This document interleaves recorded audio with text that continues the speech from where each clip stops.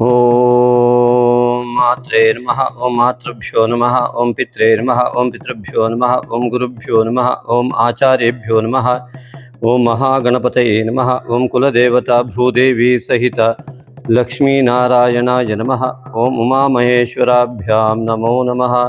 ಸಮಸ್ತ ಋಷಿ ಪರಂಪರೆಯನ್ನು, ಸಮಸ್ತ ಗುರು ಪರಂಪರೆಯನ್ನು ತಲೆಬಾಗಿ ನಮಿಸುತ್ತಾ ಸಮಸ್ತ ಮಿತ್ರ ವೃಂದಕ್ಕೆ ನಮಸ್ಕಾರಗಳು. ಜ್ಯೋತಿಷಕ್ಕೆ ಹೇಗೆ ಸಂಪರ್ಕಿಸಬೇಕು, ಎಷ್ಟು ಫೀಸ್ ಕಟ್ಟಬೇಕು, ಮತ್ತು ಜನ್ಮ ತಾರೀಕು ಇತ್ಯಾದಿಗಳು, ಜಾತಕ ಇಲ್ಲದಿದ್ದವರು ಏನು ಮಾಡಬೇಕು, ಹೇಗೆ ಸಂಪರ್ಕಿಸೋದು ಅಂದರೆ, ನೀವು ಈ ಸಂಖ್ಯೆಗೆ ನಿಮ್ಮ ಹೆಸರನ್ನು ವಾಟ್ಸಪ್ ಮಾಡಿ ಮಾಹಿತಿ ಪಡೆಯಿರಿ. ನಮ್ಮ ಎಲ್ಲ ವಿಡಿಯೋಗಳಿಗಾಗಿ subscribe, like, comment and share ಮಾಡೋದನ್ನು ಮರಿಬೇಡಿ. ಪುಷ್ಯಮಾಸ 20/12/25 18/1/26 ಗ್ಯಾಗೋರಿಯನ್ ಕ್ಯಾಲೆಂಡರ್ ಪ್ರಕಾರ ಪುಷ್ಯ ಮಾಸದಲ್ಲಿ ಗೋಚಾರ ಅತ್ಯದ್ಭುತವಾಗಿ ಈ ಒಂದು ಧನುರಾಶಿಯಿಂದ ಮೀನರಾಶಿಯವರಿಗೆ ಗೋಚರವಾಗ್ತಾ ಇರುವಂಥದ್ದು. ಉತ್ತರಾಯಣ ಪುಣ್ಯಕಾಲವು ಪ್ರಾರಂಭವಾಗುವಂತಹ ಒಂದು ವ್ಯವಸ್ಥೆ ಈ ಒಂದು ಪುಷ್ಯ ಮಾಸದಲ್ಲಿ ರವಿಯು ಮಕರ ರಾಶಿಯನ್ನು ಪ್ರವೇಶ ಮಾಡುತ್ತಿರುವಂಥದ್ದು. 20/12/25 ಶುಕ್ರ ಗ್ರಹವು ಧನುರಾಶಿಯನ್ನು ಪಾಡ್ಯದಂದು ಈ ಒಂದು ವೃಶ್ಚಿಕ ರಾಶಿಯಿಂದ ಧನುರಾಶಿಯನ್ನು ಪ್ರವೇಶ ಮಾಡ್ತಾ ಇರುವಂಥದ್ದು.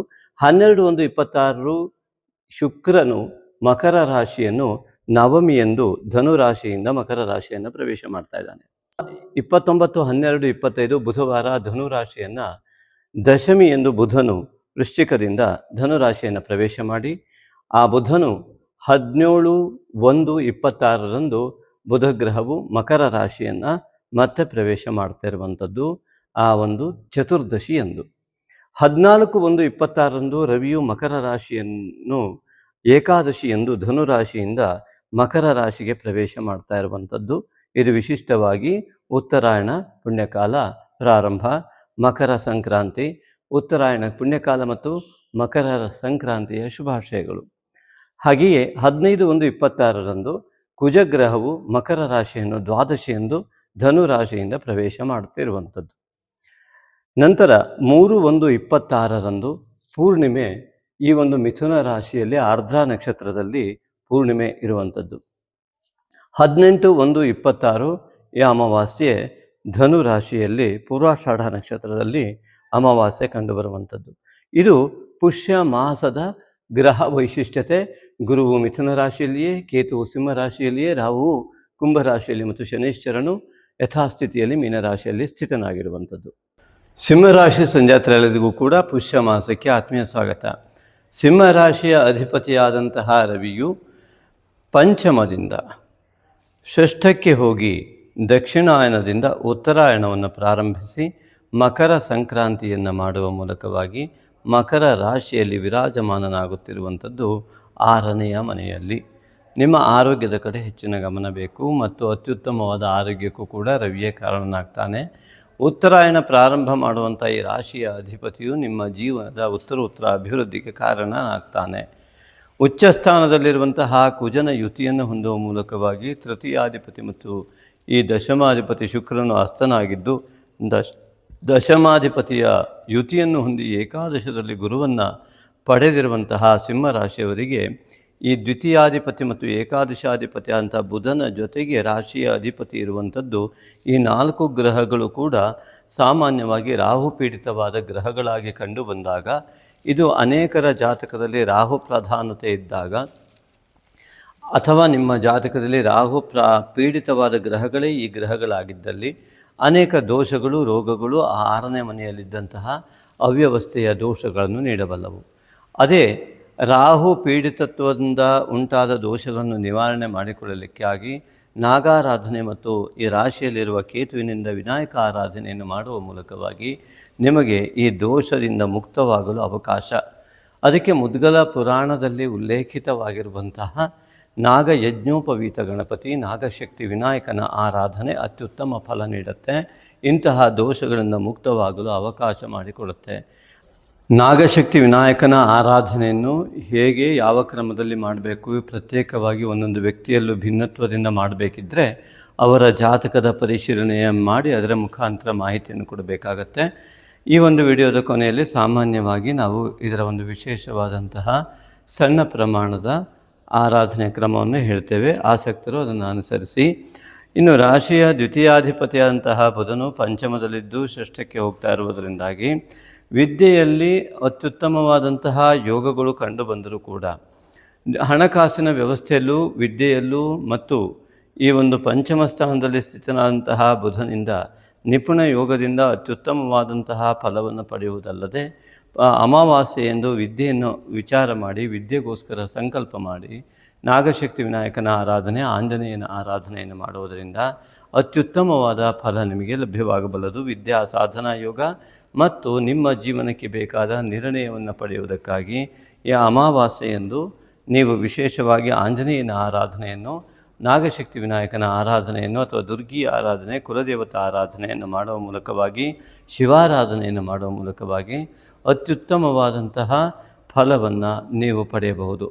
ಅದೇ ರೀತಿಯಾಗಿ ಈ ಒಂದು ರಾಶಿಯ ತೃತೀಯಾಧಿಪತಿಯಾದ ಶುಕ್ರನು ಚತುರ್ಥದಿಂದ ಪಂಚಮಕ್ಕೂ, ಪಂಚಮದಿಂದ ಷಷ್ಠಕ್ಕೂ ಹೋಗುವುದರಿಂದಾಗಿ ನಿಮ್ಮ ವಿದ್ಯೆಯ ಕೌಶಲ್ಯ ಏನಿದೆ, ನಿಮ್ಮಲ್ಲಿ ಯಾವುದೇ ವಿಚಾರದ ಕೌಶಲ್ಯವು ಅತ್ಯುತ್ತಮವಾದಂತಹ ಗುರುದೃಷ್ಟಿಯುಕ್ತವಾಗತಕ್ಕಂತಹ ಶುಕ್ರನಿಂದ ಉತ್ತಮ ಫಲ, ರವಿಯಿಂದ ಹಸ್ತನಾಗುವ ಶುಕ್ರನಿಂದ ಸಂಪೂರ್ಣ ಫಲ ಸಿಗದೇ ಇರುವಂಥ ಅವಕಾಶ ವಂಚನೆಗೆ ಒಳಗಾಗುವ ಯೋಗ. ಆದ್ದರಿಂದಾಗಿ ಯಾವ ರೀತಿಯಾದ ದೋಷ ಉಂಟಾಗತ್ತೆ ಎನ್ನುವುದನ್ನು ನೋಡಿ ಅದರ ಪ್ರಕಾರ ಪರಿಹಾರ ಮಾಡಿಕೊಳ್ಳುವ ಅಗತ್ಯ ಈ ಒಂದು ಸಿಂಹರಾಶಿಯವರಿಗೆ ಇರುತ್ತೆ. ಅದಕ್ಕೆ ಸಾಮಾನ್ಯವಾಗಿ ಏಕಾದಶದಲ್ಲಿರುವ ಗುರುವು ದೈವ ಬಲವನ್ನು ಉತ್ತಮವಾಗಿ ಕೊಡುವುದರಿಂದಾಗಿ ಉತ್ತಮ ಮಾರ್ಗದರ್ಶನ ನಿಮಗೆ ಲಭ್ಯವಾಗುವುದರಲ್ಲಿ ಸಂದೇಹ ಇಲ್ಲ.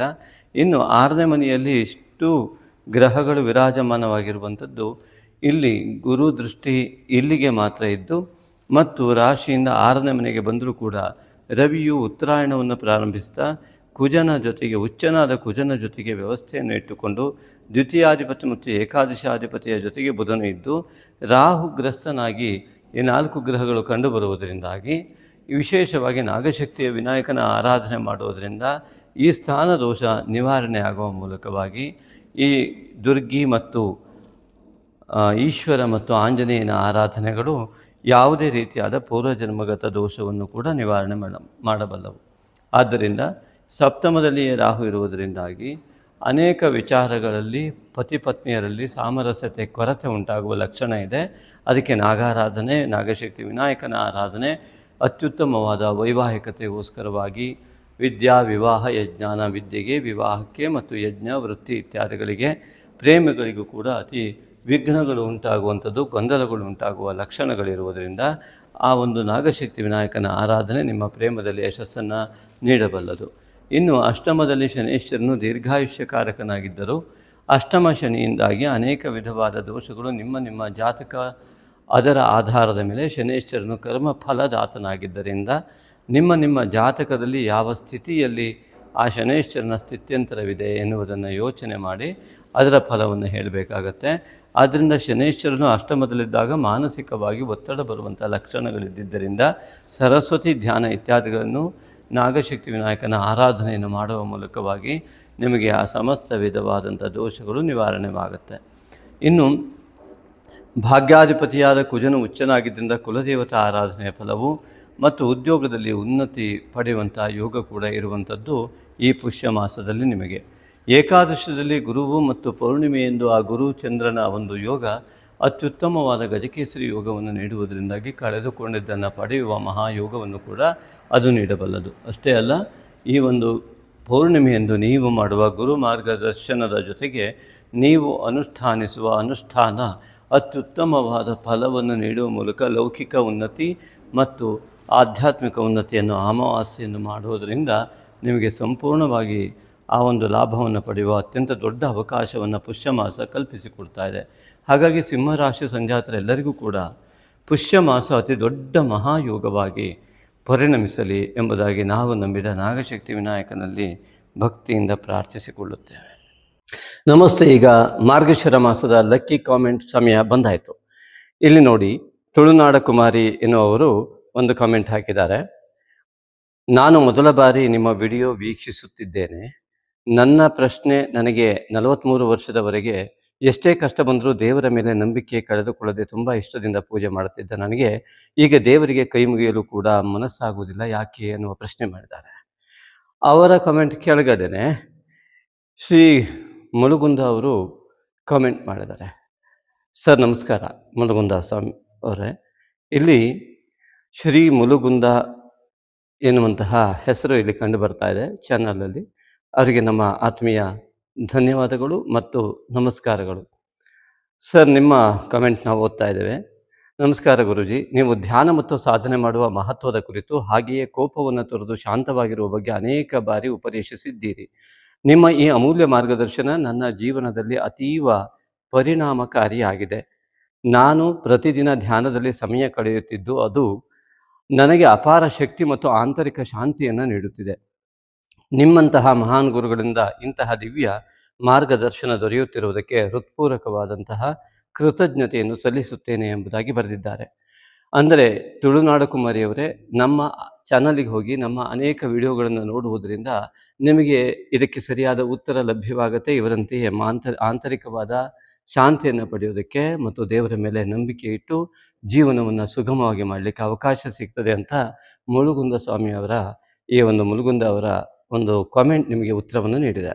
ಹಾಗೆಯೇ ಇನ್ನು ಕೆಲವರು ಈ ಒಂದು ನಿಮ್ಮ ಜ್ಯೋತಿಷ್ಯವನ್ನು ನೋಡುವುದರಿಂದ ಯಾರಿಗೆ ಉಪಕಾರ ಇದೆ ಅಂತ ಕೇಳಿದವರು ಇದ್ದಾರೆ. ಹಾಗಾಗಿ ಇವರು ಇಂತಹ ಆ ರೀತಿಯಾದ ಕಮೆಂಟ್ ಮಾಡಿದವರು ಅದರ ಕೆಳಗಡೆಯ ಮತ್ತು ಮೇಲ್ಗಡೆಯ ಕಾಮೆಂಟ್ಗಳನ್ನು ಓದಿದರೆ ಯಾರ್ಯಾರಿಗೆ ಅದು ಉಪಕಾರ ಆಗಿದೆ ಅನ್ನೋದು ಖಂಡಿತವಾಗಿಯೂ ನಿಮಗೆ ತಿಳಿಯುತ್ತೆ.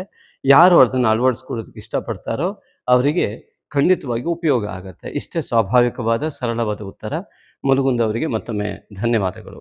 ಹಾಗೆಯೇ ಇನ್ನು ಮುಂದಿನ ಒಂದು ಕಾಮೆಂಟನ್ನು ನೋಡ್ತಾ ಹೋದರೆ ಶ್ರೀನಿವಾಸ ಮೂರ್ತಿಯವರು ಒಂದು ಪ್ರಶ್ನೆಯನ್ನು ಕೇಳಿದ್ದಾರೆ.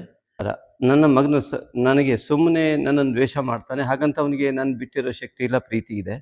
ಆದರೂ ಆಗಾಗ ನನ್ನ ಹತ್ರ ಮಾತು ಬಿಡೋದು, ದೂರ ಆಗೋದು, ಈ ರೀತಿಯಾಗಿ ಮಾಡ್ತಾನೆ. ಇದು ನನಗೂ ಅವನಿಗೂ ಕೂಡ ಹಿಂಸೆ ಆಗ್ತಾ ಇದೆ. ಇದಕ್ಕೇನು ಕಾರಣ ಗುರುಜಿ? ಇದೇನು ಮಾಡಬೇಕು ಅಂತ ಕೇಳಿದರೆ, ಖಂಡಿತವಾಗಿಯೂ ಒಂದು ತಂದೆಯ ಒಂದು ಅಳಲನ್ನು ತೋಡಿದಿರ. ಇಂತಹ ಒಂದು ಸ್ಥಿತಿಗತಿಗಳು ಕೇವಲ ನಿಮಗೊಂದೇ ಅಲ್ಲ, ಸಾಮಾನ್ಯ ವಯಸ್ಕರಾಗ್ತಾ ಬಂದಂತಹ ಮಕ್ಕಳು ತಂದೆಯನ್ನು ತಿರಸ್ಕಾರ ಮಾಡದ ರೀತಿಯಲ್ಲಿ ನಡೆದುಕೊಳ್ಳುವಂತಹ ವಿಧಿವಿಧಾನಗಳು ಇತ್ತೀಚಿನ ದಿನದಲ್ಲಿ ಅದರ ಪ್ರಮಾಣ ಜಾಸ್ತಿ ಆಗಿದೆ. ಇವತ್ತಿನ ಶಿಕ್ಷಣ ವ್ಯವಸ್ಥೆಯ ಒಂದು ನ್ಯೂನ್ಯತೆ ಅಂತ ಕೂಡ ಅದನ್ನು ನಾನು ಕರಿತೀನಿ.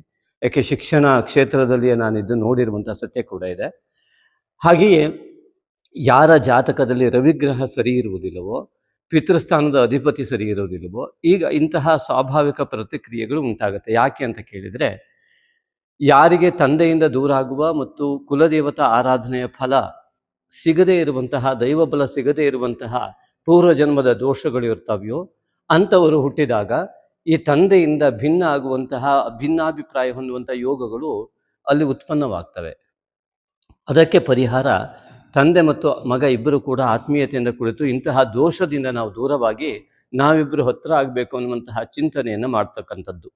ಮಗುವಿನ ಜಾತಕದಲ್ಲಿ ಹೀಗಿದ್ದಾಗ ಅವನಿಗೆ ತಂದೆಯ ಆಶೀರ್ವಾದ ಸಿಗದೇ ಇರುವಂತಹ ದೋಷ ಬರುವುದರಿಂದ ನಿತ್ಯ ತಾಯಿ ತಂದೆಗೆ ನಮಸ್ಕಾರ ಮಾಡುವಂತಹ ಪ್ರಕ್ರಿಯೆಯನ್ನು ಸಣ್ಣ ಮಗುವಿಂದಲೇ ಅವರಿಗೆ ಇಷ್ಟ ಇಲ್ಲದಿದ್ದರೂ ಹೇಳಿ ಕಾಲ್ಮುಟ್ಟಿ ನಮಸ್ಕಾರ ಮಾಡಿಸಿಕೊಳ್ಳೋದು ಇದು ಮೊದಲನೇ ಪರಿಹಾರ. ಮತ್ತು ನಿತ್ಯ ತಾಯಿ ತಂದೆಗೆ ನಮಸ್ಕಾರ ಮಾಡುವಂತಹ ವ್ಯಕ್ತಿ ಈ ರೀತಿಯ ದೋಷದಿಂದ ಹೊರಗೆ ಬರ್ತಾನೆ. ಈ ಮೂರನೇದಾಗಿ ತಂದೆ ಮತ್ತು ಮಗ ಇಬ್ಬರು ಕೂಡ ಓಂ ನಮಃ ಶಿವಾಯ, ರವಿಗ್ರಹಕ್ಕೆ ಸಂಬಂಧಪಟ್ಟಂಥ ದೋಷ ಇದಾಗಿದ್ದರಿಂದ ಓಂ ನಮಃ ಶಿವಾಯ ಜಪವನ್ನು ಯಥಾಕ್ರಮವಾಗಿ ಮಾಡ್ತಾ ಬಂದರೆ ಈ ದೋಷಕ್ಕೆ ಪರಿಹಾರ ಕೂಡ ಆಗತ್ತೆ. ಧನ್ಯವಾದಗಳು. ಇನ್ನು ಕೊನೆಯದಾಗಿ ಅದ್ಭುತವಾಗಿ ಮೊದಲೇ ನಾವು ಬರೆದಂತೆ ಇದು ಸನಾತನ ಎನ್ನುವಂತಹ ಒಂದು ಯೂಟ್ಯೂಬ್ ಚಾನಲ್ನ ಅಪರಿಚಿತ 9733 ಈ ಒಂದು ಯೂಟ್ಯೂಬ್ ಚಾನಲಿಂದ ನಮಗೆ ಕಾಮೆಂಟ್ ಬಂದಿದೆ. ಈ ಕಾಮೆಂಟನ್ನು ಕೂಡ ನಾವು select as a lucky comment ಅಂತ ಅವತ್ತೇ ಕೂಡ ಹಾಕಿದ್ದೀವಿ. ಅದ್ಭುತವಾದ ಪ್ರಶ್ನೆಯನ್ನು ಕೇಳಿದ್ದಾರೆ, ಆದರೆ ಈ ಪ್ರಶ್ನೆಯನ್ನು ಸ್ಪಷ್ಟವಾಗಿ ಕ್ಲಿಯರ್ ಆಗಿ ಅಂತ ಹೇಳಿ ಕೇಳಿದ್ದಾರೆ. ಸಮರ್ಪಕವಾಗಿ ಸಂಪೂರ್ಣ ಉತ್ತರ ಕೊಡೋದಕ್ಕೆ 1 ಗಂಟೆ ಬೇಕಾಗುತ್ತೆ, ಆದರೆ ಶಾರ್ಟ್ ಆಗಿ ನಾನು ಕೆಲವು ಪಾಯಿಂಟ್ಗಳಲ್ಲಿ ಇದನ್ನು ಮಾಹಿತಿಯನ್ನು ಕೊಡೋದಕ್ಕೆ ಇಷ್ಟಪಡ್ತೇನೆ. ಯಾರು ಬಿಟ್ಟರು ನಿನ್ನನ್ನು ಕರ್ಮ ಬಿಡೋದು, ನಾನು ಬಿಡೋದಿಲ್ಲ ಅಂತ ಕರ್ಮ ಹೇಳುತ್ತೆ ಅನ್ನೋ ಮಾತು ಒಂದು ಕಡೆ ಇದೆ. ಇನ್ನೊಂದು ಕಡೆ ದೇವರ ಅಪ್ಪಣೆ ಇಲ್ಲದೆ ಒಂದು ಎಲೆ ಕೂಡ ಉದುರೋದಿಲ್ಲ, ಅಂದರೆ ತೇನ ವಿನಾ ತೃಣಮಪಿನ ಚಲತೆ ಅನ್ನೋದ್ರ ಬಗ್ಗೆ ಬರೆದಿದ್ದಾರೆ. ಹಾಗೆ ಮತ್ತೊಂದು ಕಡೆ ಮಾಡಿದ್ದುಣ್ಣು ಮಹಾರಾಯ, ಅದೇ ಕರ್ಮಫಲ, ಮತ್ತು ಪಾಲಿಗೆ ಬಂದದೇ ಪಂಚಾಮೃತ. ಇಷ್ಟೆಲ್ಲ ಇದ್ದ ಮೇಲೆ ಭವಿಷ್ಯ ಯಾಕೆ ಕೇಳಬೇಕು? ಸ್ವಲ್ಪ ಕ್ಲಿಯರ್ ಆಗಿ ಉತ್ತರ ಕೊಡಿ ಅಂತ ಪ್ರಶ್ನೆ ಮಾಡಿದ್ದಾರೆ. ಸನಾತನ ಚಾನಲ್ ಅಧಿಕಾರಿಗಳೇ, ನಾವು ನಿಮಗೆ ಉತ್ತರವನ್ನು ಕೊಡ್ತಾ ಇದ್ದೇವೆ. ಇಲ್ಲಿ ಮುಖ್ಯವಾಗಿ ಮಾಡಿದ್ದುಣ್ಣು ಮಹಾರಾಯ ಅಂದರೆ ಕರ್ಮಫಲವನ್ನು ಹೇಳಿದಂಥದ್ದಾಗತ್ತೆ. ಮತ್ತು ಆ ಕರ್ಮ ಎನ್ನುವಂಥದ್ದು ಕರ್ಮಣ್ಯೇವಾಧಿಕಾರಸ್ಥೆ ಮಾ ಫಲೇಶು ಕದಾಚನ ಎನ್ನುವಂಥ ಭಗವದ್ಗೀತೆಯ ವಾಕ್ಯದಂತೆ ಕರ್ಮವನ್ನು ಮಾಡಲಿಕ್ಕೆ ನಿನಗೆ ಅಧಿಕಾರ ಇದೆ. ನಿನ್ನ ಶ್ರದ್ಧಾ ಭಕ್ತಿ ಮತ್ತು ಪೂರ್ವ ಜನ್ಮದ ಅನೇಕ ಜನ್ಮದ ನಿನ್ನ ಪಾಪ ಪುಣ್ಯಗಳನ್ನು ಆಧರಿಸಿ ನಾನು ಭಗವಂತನಾದಂಥ ಕೃಷ್ಣ ನಾನು ನಿಮಗೆ ಫಲವನ್ನು ಕೊಡ್ತೇನೆ ಅಂತ ಭಗವದ್ಗೀತೆಯಲ್ಲಿ ಕೃಷ್ಣ ಹೇಳ್ತಾನೆ. ಹಾಗೆ ಯಥಾಶ್ರದ್ಧಾ ತಥಾ ಫಲ ಎನ್ನುವಂಥ ಶಾಸ್ತ್ರವಾಕ್ಯ ಕೂಡ ಇದೆ. ಆ ಶ್ರದ್ಧೆ ಪ್ರಮಾಣವನ್ನು ಅಳೆಯುವಂಥವನು ಭಗವಂತ ಮಾತ್ರ ಆಗಿರ್ತಾನೆ. ಇನ್ನು ದೇವರ ಅಪ್ಪಣೆ ಇಲ್ಲದೆ ಇದಕ್ಕೆ ಕೊನೆಗೆ ಬರ್ತೇನೆ, ಮಾಡಿದ್ರುಣೋ ಮಹಾರಾಯ, ಮತ್ತೆ ಪಾಲಿಗೆ ಬಂದದ್ದೇ ಪಂಚಾಮೃತ.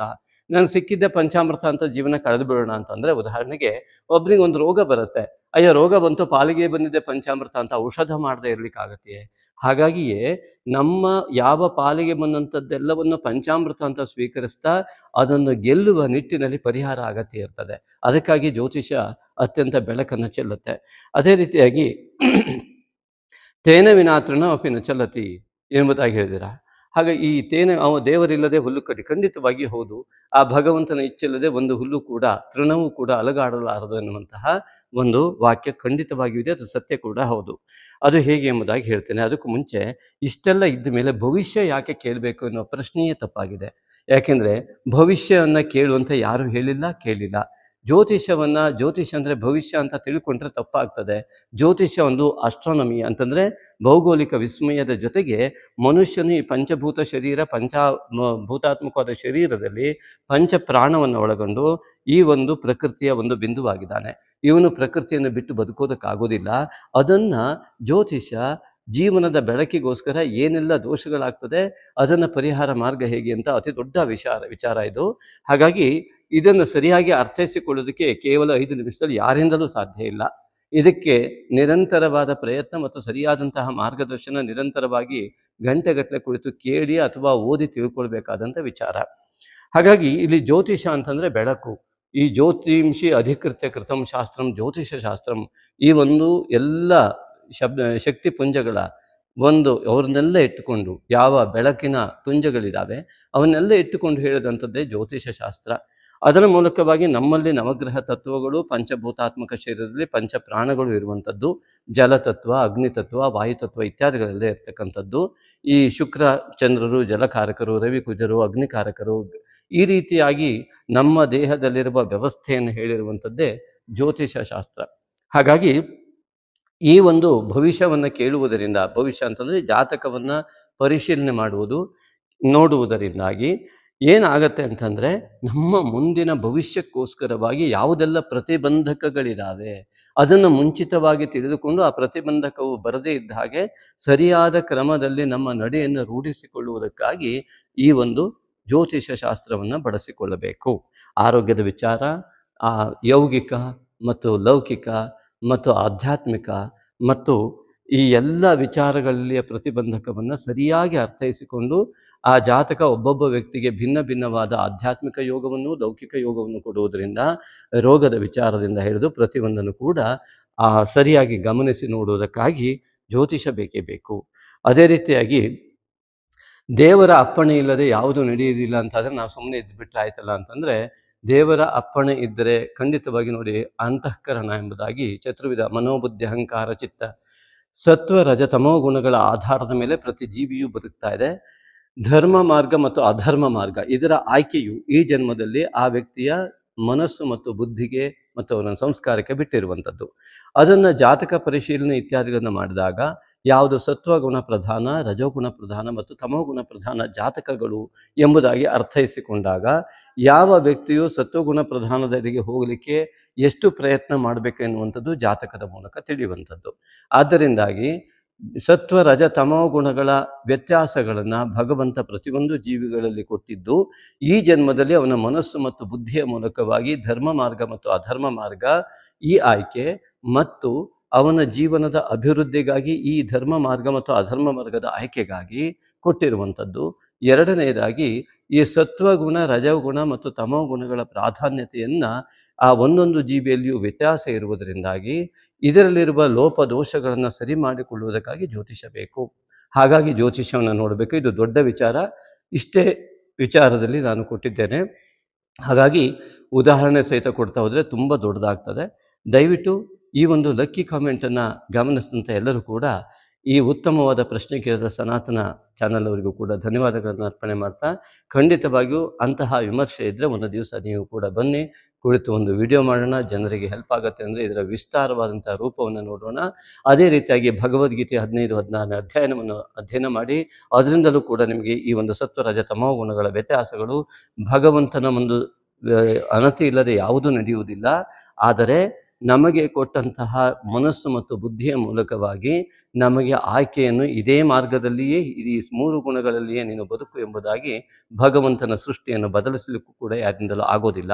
ಅದರ ಆಧಾರದ ಮೇಲೆಯೇ ನಾವು ನಮ್ಮ ನಡೆನುಡಿಗಳನ್ನು ನಡೆಸಿಕೊಂಡು ಹೋಗ್ತೇವೆ. ಧನ್ಯವಾದಗಳು.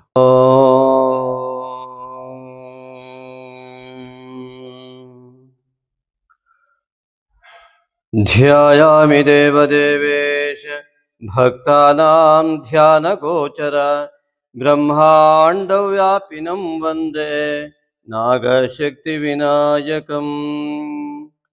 ವಿದ್ಯಾವಿವಾಹಯಜ್ಞಾನಾಂ ವಂದೇ ವಿಘ್ನನಿವಾರಿಣಂ ನಾಗಶಕ್ತಿಸಮಾಯುಕ್ತಂ ನಾಗಯಜ್ಞೋಪವೀತಿನಂ.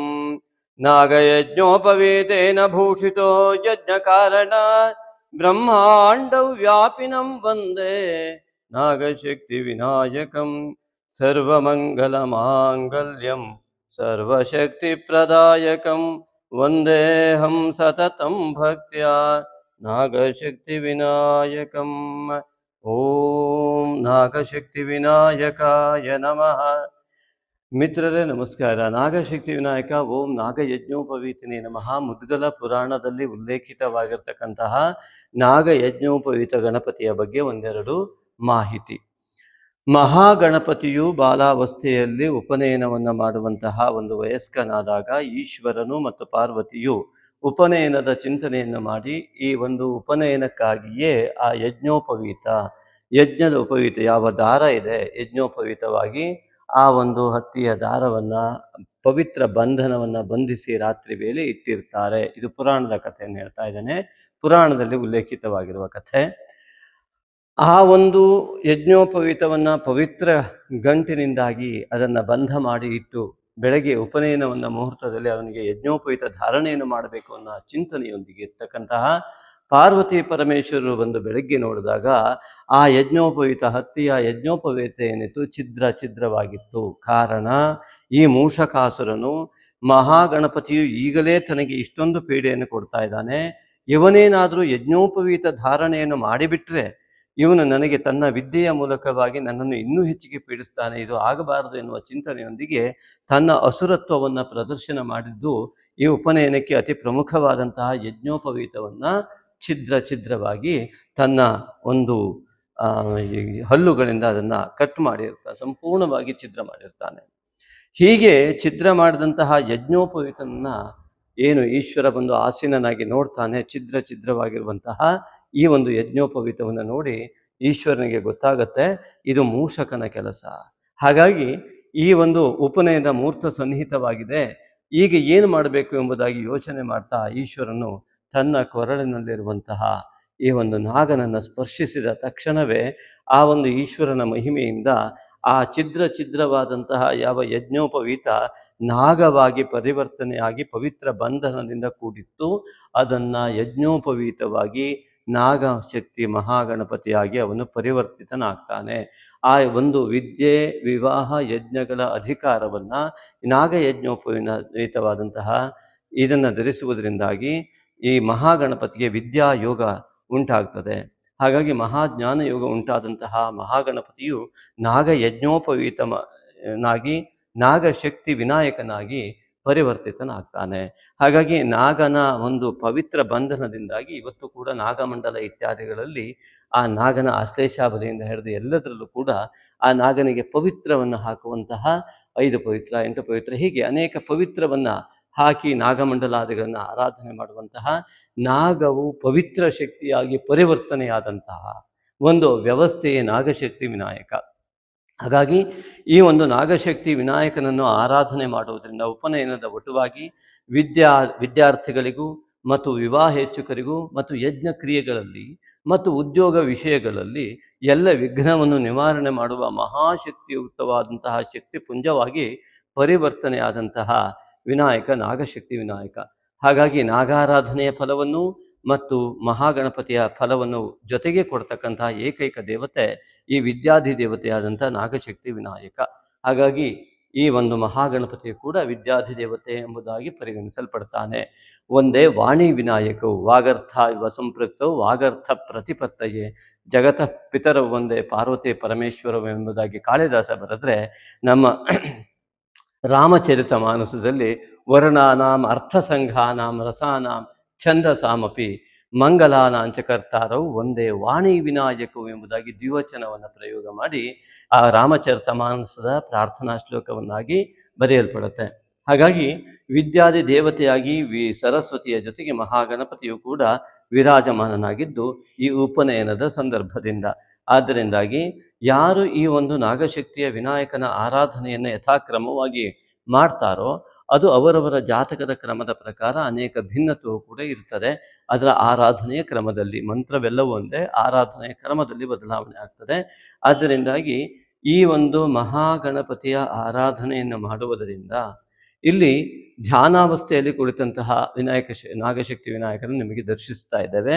ಅವನು ಉಪನಯನದ ವಟುವಾದಂತಹ ಒಂದು ಸಂದರ್ಭದಲ್ಲಿ ವಿದ್ಯಾಯೋಗಕ್ಕಾಗಿ ಕುಳಿತಂತಹ ಜ್ಞಾನ ಯೋಗಕ್ಕಾಗಿ ಕುಳಿತಂತಹ ಒಂದು ಚಿಹ್ನಿತವಾದಂತಹ ಈ ನಾಗಶಕ್ತಿ ವಿನಾಯಕ. ಇಲ್ಲಿ ನಾಗದೋಷ ಮತ್ತು ಈ ಒಂದು ಕೇತು ದೋಷವನ್ನು ನಿವಾರಣೆ ಮಾಡುವ ಮೂಲಕ ಈ ಒಂದು ರಾಹು ಛಾಯೆ ಮತ್ತು ಕೇತು ಛಾಯೆಯಿಂದ ವಿಮುಕ್ತರಾಗುವುದಕ್ಕಾಗಿ ಸಮಸ್ತ ಗ್ರಹಗಳಿಗೂ ಕೂಡ ನಾಗಶಕ್ತಿ ವಿನಾಯಕನೇ ಸಂಪೂರ್ಣ ಬಲವನ್ನು ನೀಡ್ತಾನೆ. ಈ ರೀತಿಯಾಗಿ ಪುರಾಣದ ಉಲ್ಲೇಖದಂತೆ ಸಹಸ್ರಾರು ವರ್ಷಗಳ ಹಿಂದಿನ ಸ್ಪಷ್ಟವಾದ ಆರಾಧನೆಯು ಇರುವಂತಹ ಒಂದು ವ್ಯವಸ್ಥೆ ಇದು.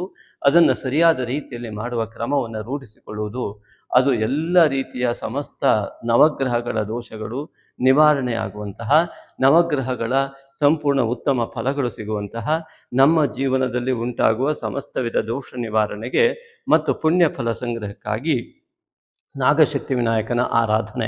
ಈ ಹಿಂದೆ ಹೇಳಿದಂತಹ ಶ್ಲೋಕವನ್ನು ಹೇಳಿ ಅದರ ಜೊತೆಗೆ ನೀವು ಓಂ ನಾಗಶಕ್ತಿ ವಿನಾಯಕಾಯ ನಮಃ ಆ ಶ್ಲೋಕಗಳನ್ನು ಪಠಿಸಿ ಓಂ ನಾಗಶಕ್ತಿ ವಿನಾಯಕಾಯ ನಮಃ ಅಂತ ಇದೇ ರೀತಿಯಾಗಿ ಧ್ಯಾನಾವಸ್ಥೆಯಲ್ಲಿ ಕುಳಿತು ಕಣ್ಣನ್ನು ಮುಚ್ಚಿಕೊಂಡು ಈ ಒಂದು ಪ್ರತಿಬಿಂಬವನ್ನು ಮನಸ್ಸಿನಲ್ಲಿ ತೆಗೆದುಕೊಂಡು ಪ್ರಾರ್ಥನೆಯ ಮೂಲಕವಾಗಿ, ತಾಯಿ ತಂದೆಯ ಪ್ರಾರ್ಥನೆಯನ್ನು ಮಾಡುವ ಮೂಲಕವಾಗಿ ಗುರುವಿಗೆ ನಮಸ್ಕರಿಸಿ, ತಾಯಿ ತಂದೆಗೆ ನಮಸ್ಕರಿಸಿ, ಗುರುವಿಗೆ ನಮಸ್ಕರಿಸಿ, ಯಾರು ಈ ನಾಗಯಜ್ಞೋಪಯುಕ್ತ ಗಣಪತಿಯ ಆರಾಧನೆಯನ್ನು ಭಕ್ತಿಪೂರ್ವಕವಾಗಿ ಮಾಡ್ತಾರೋ ಅವರಿಗೆ ಉತ್ತಮ ಫಲ ಲಭ್ಯವಾಗುತ್ತೆ. ಆದ್ದರಿಂದಾಗಿ ಮಾನಸ ಪೂಜೆಯ ರೀತಿಯಲ್ಲಿ ನೀವು ನಿಮ್ಮದೇ ಆದ ಉತ್ತಮ ಸಮಯದಲ್ಲಿ, ಅದರಲ್ಲೂ ವಿಶೇಷವಾಗಿ ಹೇಳಿದಂತೆ ಅಮಾವಾಸ್ಯೆ ಮತ್ತು ಪೂರ್ಣಿಮೆಯ ದಿನ ನೀವು ಈ ರೀತಿಯಾದ ಧ್ಯಾನಾವಸ್ಥೆಯಲ್ಲಿ ಕಣ್ಮುಚ್ಚಿ ಕುಳಿತು ಈ ಮಹಾಗಣಪತಿ ನಾವು ಧ್ಯಾನ ಮಾಡ್ತಾ ಇದ್ದೀರೋ ಇಲ್ಲೋ ಅಂತ ನೋಡ್ತಾ ಇದ್ದಾನೆ. ನಾವು ಕಣ್ಮುಚ್ಚಿ ಕುಳಿತು ಅವನನ್ನು ಗ್ರಹಿಸುವ ಶಕ್ತಿಯನ್ನು ಪಡೆದುಕೊಂಡು ಆ ಒಂದು ಪ್ರತಿಬಿಂಬವನ್ನು ಮನಃ ಪರದೆಯ ಮೇಲೆ ಬಿಂಬಿಸಿಕೊಂಡು ಅದನ್ನು ಆರಾಧನೆಯನ್ನು ಮಾಡ್ತಾ ಬಂದು ಮೊದಲು ಆ ಶ್ಲೋಕಗಳನ್ನು ಹೇಳಿ ಓಂ ನಾಗಶಕ್ತಿ ವಿನಾಯಕಾಯ ನಮಃ ಅಂತ ಮನಸ್ಸು ಸಂಪೂರ್ಣವಾಗಿ ತೃಪ್ತವಾಗುವಲ್ಲಿವರಿಗೆ ಆ ಜಪವನ್ನು ಮಾಡಿ, ಅನಂತರದಲ್ಲಿ ಮತ್ತೆ ಆ ಶ್ಲೋಕವನ್ನು ಹೇಳಿ ಅವನಿಗೆ ನಮಸ್ಕರಿಸಿ ಆ ನಮ್ಮ ಧ್ಯಾನವನ್ನು ಮುಗಿಸ್ತಾ ಬರೋದ್ರಿಂದ ನಮ್ಮ ಅನೇಕ ದೋಷಗಳು ನಿವಾರಣೆ ಆಗ್ತದೆ. ಇದನ್ನು ನೀವು ಕೂಡ ಅನುಸರಿಸಿ ಅಂತ ತಮ್ಮಲ್ಲಿ ನಾನು ಕೇಳ್ಕೊಳ್ತೇನೆ.